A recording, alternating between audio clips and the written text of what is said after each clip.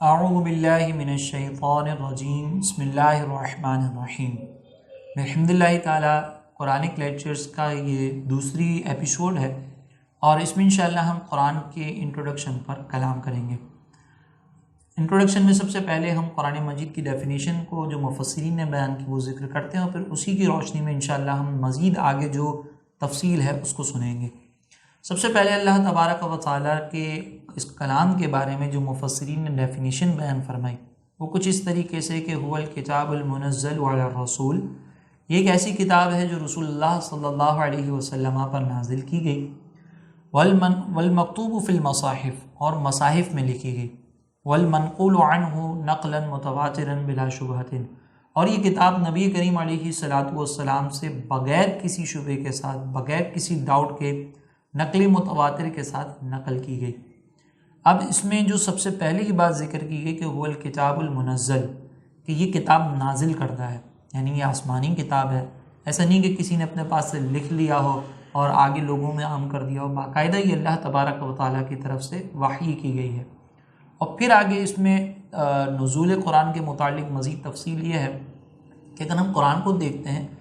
تو قرآن میں اللہ تبارک و تعالیٰ نے نزول قرآن کے متعلق دو طرح کے ورڈز یوز کیے ہیں۔ ایک انزلنا فرمایا، انا انزلناہ فی لیلۃ القدر، اس میں کوئی تجدید نہیں ہے اور یہ بہت زیادہ تاکید کے ساتھ بیان نہیں ہو رہا، تو یہاں پر جو معنی ہے اس کا مطلب یہ ہے کہ اللہ تبارک و تعالیٰ نے ایک ہی ساتھ قرآن کو لیلۃ القدر میں نازل کیا۔ اور اگر ہم اس کے علاوہ دوسرے مقامات پر دیکھتے ہیں تو ایک جگہ اللہ تبارک و تعالیٰ نے سورۃ الدہر آیت نمبر 23 میں ارشاد فرمایا، انا نحن نزلنا علیک القرآن تنزیلا،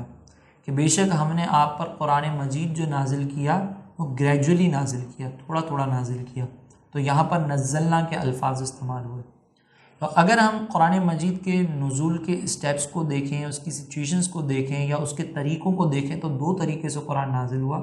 ایک پورا ایک ساتھ قرآن مجید نازل ہوا شب قدر کے اندر رمضان کے مہینے میں، اور دوسرا گریجولی جب 23 سال کے عرصے میں جب جب ضرورت پڑتی رہی یہ نازل ہوتا رہا۔ تو یہ جو فرسٹ ٹائم نازل ہوا ہے وہ آسمان لوح محفوظ سے آسمان دنیا پر نازل ہوا۔ لوح محفوظ پر قرآن مجید اللہ تبارک و تعالیٰ نے فرشتوں کو حکم دے کر لکھوا دیا تھا اور وہ وہاں سے آسمان دنیا پر بیت المعمور میں نازل ہوا، اور پھر اس کے بعد جب جب مسلمانوں کو ضرورت ہوتی تو قرآن مجید کے یہ احکامات نازل ہوتے اور نبی کریم علیہ السلام صحابہ کو یہ لکھوا دیا کرتے تھے۔ اور ترتیب بھی نبی کریم علیہ السلام نے بیان فرما دی کہ پہلے کون سی آیت لکھی جائے گی، بعد میں کون سی آیت لکھی جائے گی، اور یہ ترتیب وہی ہے جو آج ہم پڑھ رہے ہیں اور یہی ترتیب لوح محفوظ پر بھی موجود ہے۔ لیکن قرآن مجید اس موجودہ ترتیب کے ساتھ نازل نہیں ہوا، بلکہ کچھ آیات اس کی جو بعد میں ہیں وہ پہلے نازل ہوئی تھیں اور کچھ پہلے والی آیات وہ ہیں جو بعد میں نازل ہوئی۔ جیسے اگر ہم سورہ بقرہ کو دیکھیں تو قرآن مجید کی سیکنڈ سورت ہے، لیکن یہ مدنی سورت ہے اور اس سے پہلے بہت ساری ایسی صورتیں ہیں جو مکہ مکرمہ میں ہجرت طیبہ سے پہلے نازل ہو چکی تھیں، لیکن اس کے باوجود ہم سورہ بقرہ کو دیکھتے ہیں کہ وہ سیکنڈ سورت ہی ہے اور شروع میں ہی لکھ دی گئی ہے۔ تو اس کو کہا جاتا ہے ترتیب جماعی، یعنی جس ترتیب پر قرآن مجید کو جمع کیا گیا، اور ایک ہوتی ہے ترتیب نزولی کہ قرآن مجید کی کون سی آیات پہلے نازل ہوئی۔ اگر ہم مشہور جو حدیث مبارکہ ہے جس میں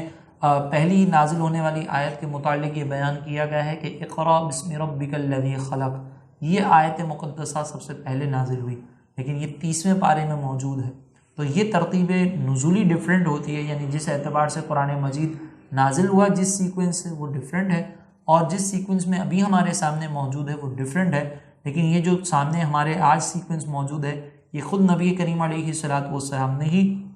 اس سیکوینس کو مرتب کیا اور لوح محفوظ پر بھی یہی سیکوینس موجود ہے۔ پھر اس کے بعد آگے اس کی تعریف میں ایک اور چیز یہ ذکر کی گئی کہ المکتوب فی المصاحف، مصاحف میں لکھی گئی۔ جب بھی قرآن مجید نازل ہوتا تو آقا کریم علیہ السلام اپنے اصحاب کو جو وہاں پر موجود ہوتے وہ آیت مقدسہ کی بارے میں اطلاع دے دیتے تھے اور لکھوا لیا کرتے تھے، اور اس وقت باقاعدہ کوئی کتابی شکل میں نہیں جمع ہوا تھا، بلکہ کسی صحابی نے اس کو کھجوروں کی چھال پر لکھ لیا، کسی نے اپنے پاس کھال پر لکھ لیا، کسی نے کسی اور صحیفے پر لکھ لیا۔ اس انداز سے قرآن مجید کو جمع کیا گیا تھا، مصاحف میں لکھا گیا تھا۔ پھر اس کے بعد یہ مصاحف میں لکھنے کے بعد نبی کریم علیہ الصلوۃ والسلام سے جو نقل ہوا ہے یہ نقل متواتر کے ساتھ ہوا ہے۔ نقل متواتر کا مطلب یہ ہوتا ہے کہ اس بات کو بیان کرنے والے اتنے افراد ہوتے ہیں کہ جن کا جھوٹ پر جمع ہونا ممکن نہیں ہوتا۔ جیسے مثال کے طور پر اگر ہم قرآن مجید کے متعلق دیکھیں تو قرآن پوری دنیا میں اسی انداز سے پڑھا جاتا ہے جس انداز سے ہمارے گھر میں موجود صحیفے کے اندر لکھا ہوا ہے، ہمارے گھر میں موجود کتابی شکل میں لکھا ہوا ہے۔ نہ زبر کی تبدیلی ہوتی ہے، نہ زیر کی تبدیلی ہوتی ہے، نہ کسی نقطے کی تبدیلی وہاں پر ہمیں نظر آتی ہے۔ تو اب پوری دنیا کے اندر سبھی ایک انداز سے پڑھ رہے ہیں، سبھی کا پڑھنے کا انداز ایک ہے۔ اگر ہم مکہ مکرمہ جاتے ہیں تو وہاں پر تمام دنیا کے مسلمان جمع ہوتے ہیں، قرآن مجید کو سنتے ہیں، لیکن کوئی بھی آپس میں یہ اختلاف نہیں کرتا کہ ہمارے ملک میں تو قرآن اس انداز سے پڑھا جاتا ہے اور تم اپنے ملک میں اس انداز سے پڑھ رہے ہو، بلکہ سب ہی اس پر متفق نظر آتے ہیں۔ اور یہ وہ لوگ ہوتے ہیں کہ جو زندگی میں شاید کبھی بھی آپس میں ملاقات کبھی نہ ہوئی ہو۔ تو یہ جو قرآن مجید سب کے پاس ایک ہی انداز سے، ایک ہی حروف کے ساتھ، ایک ہی ترتیب کے ساتھ جو پہنچا ہے، یقیناً اس کو بیان کرنے والے اتنے افراد تھے کہ جن کا جھوٹ پر جمع ہونا ممکن ہی نہیں ہے۔ یہ ایسے ہی ہے کہ جب بہت سارے افراد ایک ہی بات کر رہے ہوتے ہیں تو ہم اپنے دنیاوی معاملات کے اندر بھی ایکسیپٹ کر لیتے ہیں اور اس بات کو صحیح سمجھتے ہیں۔ تو اس کو کہا جاتا ہے نقل متواتر، یعنی اتنے لوگوں کا کسی چیز کو نقل کرنا، آگے بیان کرنا کہ جس میں کسی قسم کا کوئی ڈاؤٹ نہ ہو، اور بلا شبہ، یعنی اس کے اندر کسی قسم کا کوئی شبہ موجود نہیں ہے۔ اگر ہم قرآن مجید کے بارے میں دیکھیں تو قرآن مجید کو اللہ تبارک و تعالیٰ نے جو نازل فرمایا اور اس کو جو اہتمام کیا گیا ہے اس کا باقاعدہ، تو کہ یہ کسی قسم کی اس میں کوئی تبدیلی نہیں ہوئی، تو یہ قرآن مجید کا بہت بڑا معجزہ ہے۔ اللہ تبارک و تعالیٰ نے اسی معجزے کے متعلق ارشاد فرمایا، اِنَّا نَحْنُ نَزَّلْنَا الذِّكْرَ وَإِنَّا لَهُ لَحَافِظُونَ، کہ بے شک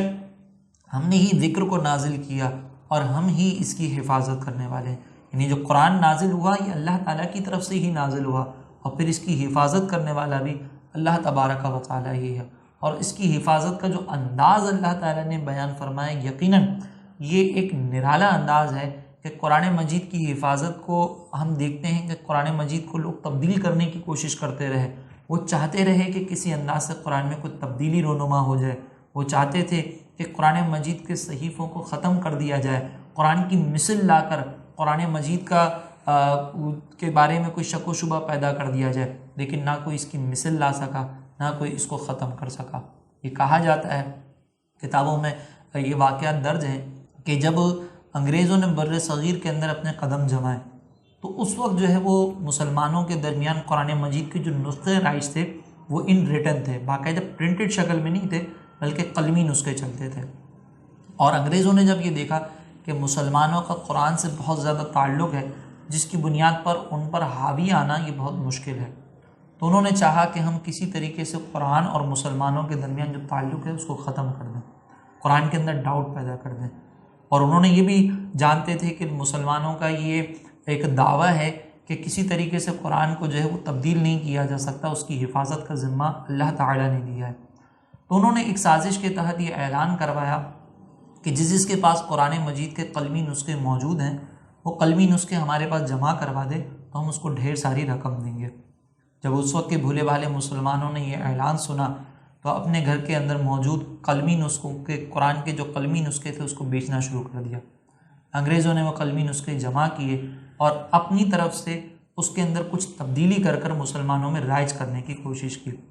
اس وقت ایک عالم دین موجود تھے، بڑے حکیم تھے، بڑے حکمت والے تھے، وہ سمجھ گئے کہ انگریز کیا کرنا چاہتے ہیں،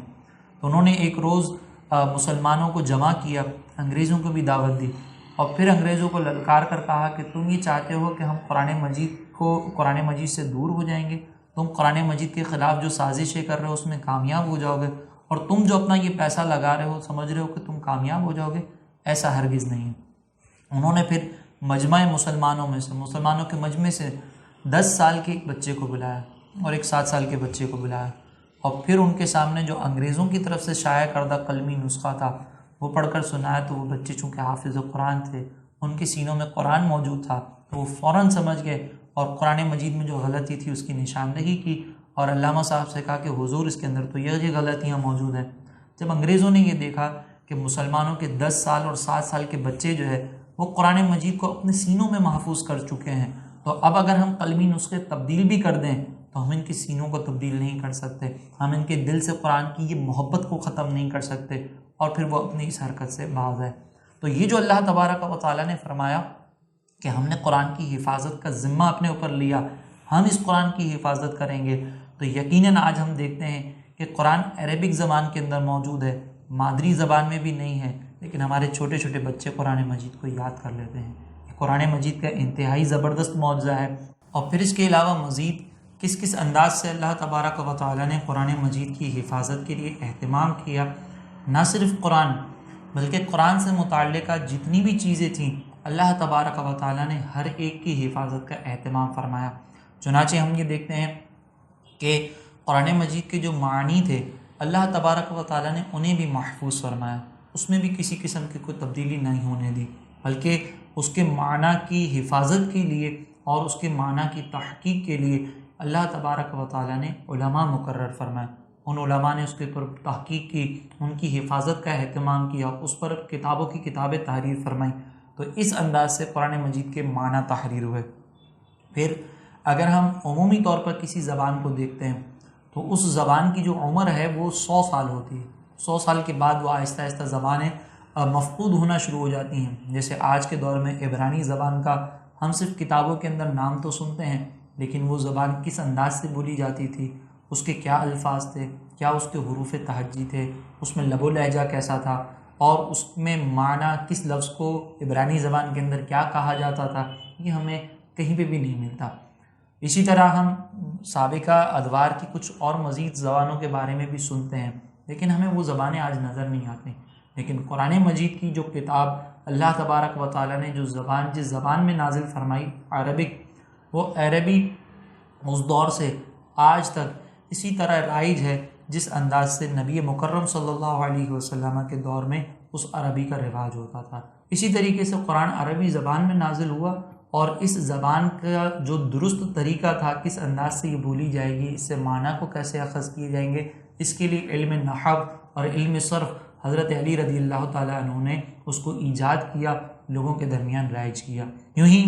اگر ہم دیکھیں کہ کوئی لفظ ہے جیسے صلاۃ ہے، تو اللہ تبارک و تعالیٰ نے لفظ صلاۃ کی عملی تشریح کو بھی ہمارے سامنے بیان کر دیا، اس کی بھی حفاظت فرمائی۔ نبی کریم علیہ الصلاۃ والسلام نے اس لفظ کی عملی تشریح لوگوں میں رائج کر دی اور فرمایا صلو کما رأیتمونی اصلی، کہ تم نماز ایسے پڑھو جیسے مجھے نماز پڑھتے دیکھتے ہو۔ اور یہ اس کی تعبیر اس انداز سے بیان کی گئی کہ آج تک مسلمان اسی طرز پر نماز پڑھ رہے ہیں، اسی طرز پر اللہ تبارک و تعالیٰ کی عبادت کر رہے ہیں جو نبی مکرم صلی اللہ علیہ وسلم نے لوگوں کے درمیان رائج فرما دیا۔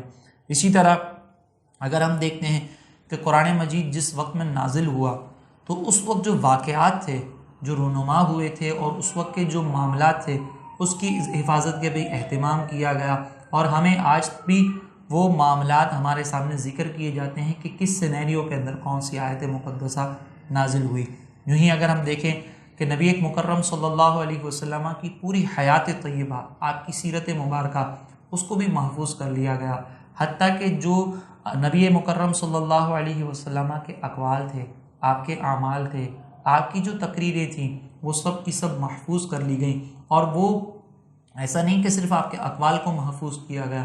بلکہ جن جن لوگوں نے آپ کے اقوال کو بیان کیا، آگے روایت کیا، ان کا نام، ان کا نسب، ان کا خاندان، ان کا پورا شجرہ نسب جو ہے وہ محفوظ کیا گیا، وہ اپن کی ذاتی زندگی کیسی تھی، دین کے معاملات میں وہ کتنے محتاط تھے، کتنے نہیں تھے، اس کو محفوظ کر کے اسماء الرجال کا پورا ایک علم مرتب ہو گیا، اور علماء نے ایک ایک فرمان مصطفیٰ کی تحقیق کی اور لوگوں کے سامنے اس کو بیان کیا۔ تو یہ بھی قرآن مجید کی حفاظت کا ہی ایک طریقہ ہے۔ اسی طرح ہم دیکھتے ہیں کہ قرآن مجید کو صحابہ نے جس انداز سے سمجھا تھا، صحابہ نے کس انداز سے قرآن مجید پر عمل کیا تھا، جن لوگوں کے سامنے قرآن مجید نازل ہوا، اللہ تبارک و تعالیٰ نے ان کی زندگیوں کو بھی محفوظ فرمایا، ان کی سیرتوں کو بھی محفوظ فرمایا، انہوں نے کس طرح اس سے مسائل اخذ کیے اس کو بھی محفوظ کر لیا۔ تو یہ صرف قرآن کو اللہ تبارک و تعالیٰ نے محفوظ نہیں کیا، بلکہ اس کے جتنے متعلقات تھے ان تمام کو بھی اللہ تبارک و تعالیٰ نے محفوظ فرمایا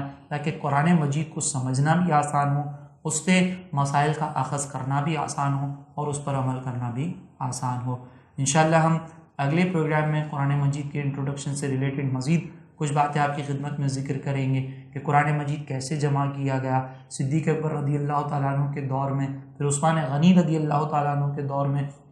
قرآن مجید کی حفاظت کے متعلق جو واقعات تھے انشاءاللہ ہم اس پر کلام کریں گے، اور پھر اس کے بعد باقاعدہ سورہ فاتحہ سے ہم اپنی تفسیر کا آغاز کریں گے۔ اللہ تبارک و تعالیٰ سے دعا ہے کہ اللہ تعالیٰ ہمیں قرآن مجید کو سمجھنے اور اس پر عمل کرنے کی توفیق عطا فرمائے۔